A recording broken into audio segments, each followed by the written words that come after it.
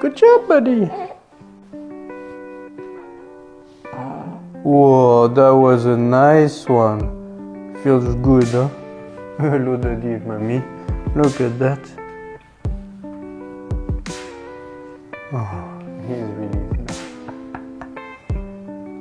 He's gonna have a good sleep after that, huh? Because when you work on the structures like this, it's a lot of information to process for the brain.